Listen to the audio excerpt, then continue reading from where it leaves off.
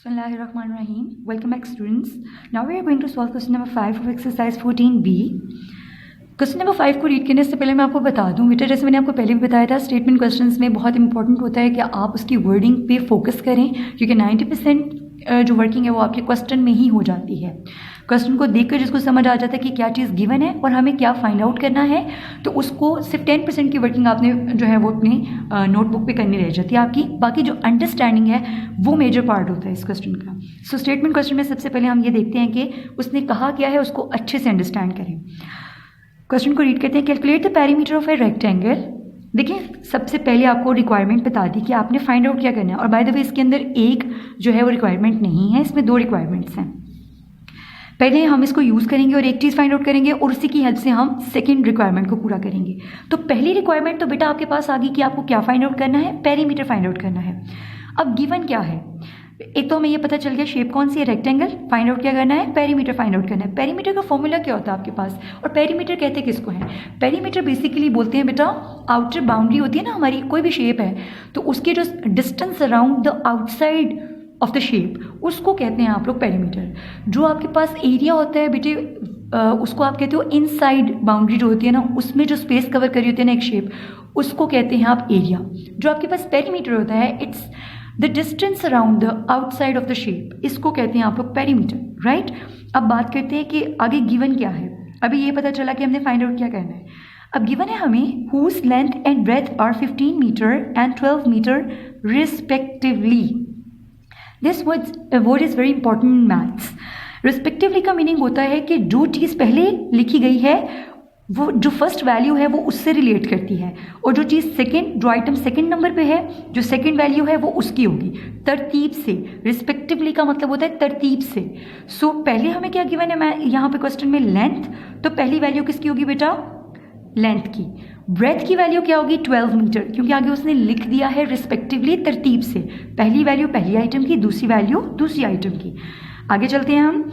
इसका मतलब ये हुआ कि हमें 2 चीज़ें गिवन है, एक तो हमें लेंथ गिवन है और एक हमें क्या गिवन है बेटा, ब्रेथ गिवन है। और हमें फाइंड आउट क्या करना है, perimeter of a rectangle. Find the cost of fencing the field. Cost कहते हैं लागत को, यानी कीमत, खर्च कितना आएगा। फेंस करने का मतलब होता है जंगला लगाना, किसी चीज़ को कवर करना, ठीक है। द फील्ड, ये जो आप रेक्टेंगल फील्ड का पेरीमीटर निकालोगे, इसी फील्ड पे अगर कोई शख्स फेंसिंग करता है एट द रेट ऑफ ₹25 पर मीटर, 1 मीटर पे 25 लगते हैं। पहले तो हम पेरीमीटर की हेल्प से देखेंगे कि रेक्टेंगल में टोटल मीटर्स कितने हैं। एक तो पेरीमीटर आ जाएगा, हमें पता चल जाएगा कि टोटल मीटर्स कितने हैं। जब हमारे पास मीटर्स आ जाएंगे, उन मीटर्स को हम 1 मीटर पे जितनी कॉस्ट आ रही है उससे मल्टीप्लाई कर देंगे, तो हमें टोटल कॉस्ट पता चल जाएगी फेंस करने की, ठीक है बेटा। जब आपको एक पेन की प्राइस पता होती है, फॉर एग्जांपल एक पेन है वो 10 रुपीज़ का आता है, और आपसे मैं कहती हूँ कि टोटल 10 पेन्स लेकर आओ, तो 10 10 100 हो जाएगा। इसी तरह हमें यहाँ पर 1 मीटर की बता दी गई है कॉस्ट, कि बेटा इसको 1 मीटर पे फेंसिंग करने पे 25 रुपीज़ लग रहे हैं। हम पेरीमीटर फाइंड आउट कर लेते हैं कि हमारे पास टोटल मीटर्स कितने हैं, उन टोटल मीटर्स को हम 25 से मल्टीप्लाई कर देंगे ताकि हमारे पास टोटल कॉस्ट आ जाए। Very simple. So let's start. जी बेटे, सबसे पहले आपने क्वेश्चन को राइट करना है, डॉटेड फॉर्म में मत लिखिएगा बेटा, सोल्यूशन लिखें। स्टेटमेंट क्वेश्चन में सबसे इंपॉर्टेंट बात कि आपने सारी चीज़ों को लिस्ट डाउन करना है विच इज़ गिवन। सो हमें गिवन क्या है, यहाँ पर लेंथ गिवन है और ब्रेथ गिवन है। लेंथ हमारी 15 मीटर है और ब्रेथ कितनी है बेटा, 12 मीटर, रिस्पेक्टिवली की वजह से, राइट। सेकेंड जो हमारी वर्किंग होती है, पहले हमने लिस्ट डाउन कर लिया, अब हमने फॉर्मूला चूज़ करना होता है। हम एरिया का फॉर्मूला तो यहाँ पे राइट नहीं कर सकते, हम यहाँ पे राइट करेंगे बेटा पेरीमीटर का formula. So perimeter of rectangle is 2 into length plus breadth. ये जो L और B लिखा हुआ है ये शॉर्ट फॉर्म्स है किसकी, लेंथ के लिए L और ब्रेथ के लिए B। ओके बेटे, what you need to do, आपने वैल्यूज़ को पुट करना है। लेंथ कितनी है आपके पास 15 और ब्रेथ कितनी है आपके पास 12, दोनों को प्लस करेंगे। हमेशा ब्रैकेट पहले सॉल्व की जाती है, इसलिए आप ब्रैकेट में इस जो आपके पास वैल्यूज़ हैं इन दोनों को प्लस करोगे, 27 आ जाएगा। ब्रैकेट का मैथ्स में मीनिंग होता है मल्टीप्लाई करना। आपने 2 को 27 से मल्टीप्लाई किया, व्हाट यू गेट 54। तो हमारे पास बेटा क्या आ गया, जो फर्स्ट रिक्वायरमेंट थी हमारी, देखिए फर्स्ट लाइन में first requirement, it's complete. Now what we have to do, the last requirement, cost find out करनी है। मैंने बहुत डिटेल में आपको एक्सप्लेन कर दिया कि कॉस्ट कैसे फाइंड आउट करते हैं। जब आपको एक चीज़ की, पर का मतलब होता है एक, पर मीटर आपको पता है मेरे पास 54 मीटर्स हैं, ठीक है। तो मैं क्या करूँगी, 54 मीटर्स को पर मीटर से मल्टीप्लाई करवा दूँगी। जो पर मीटर कॉस्ट है उससे मल्टीप्लाई करवा दें।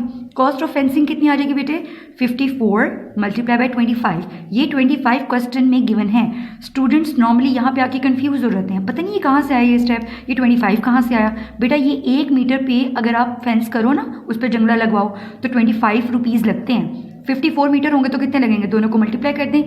1350 rupees will be the cost of fencing. Okay class, I hope so कि अब आपको ये क्वेश्चन क्लियर होगा। 3, 4 और 5 इन तीनों क्वेश्चंस को आपने अपनी नोटबुक पे राइट करना है। अगर आप ऑलरेडी राइट कर चुके हैं बेटा तो आपने इनकी प्रैक्टिस करनी है। ऑलराइट, टेक केयर स्टूडेंट्स, आगे बढ़ते जाएं। स्टे ब्लेस्ड, अल्लाह हाफिज़।